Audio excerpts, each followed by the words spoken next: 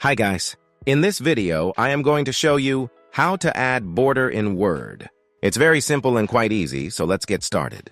Once you are on the Word page, on the top, from these options, go to Design, and here you will find the option Page Borders.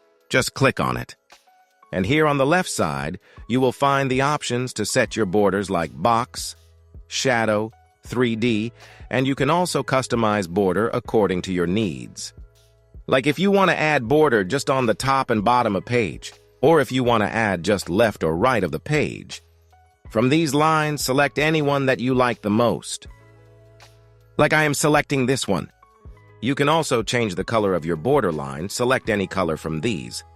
So once you've done all, then click on OK. And that's it. So it was the simple and easiest way in which you can add border in Word. If you found this video useful, please show your support with a like. Your feedback is invaluable to us, so feel free to share your thoughts and suggestions in the comments section below. We're eager to hear from you.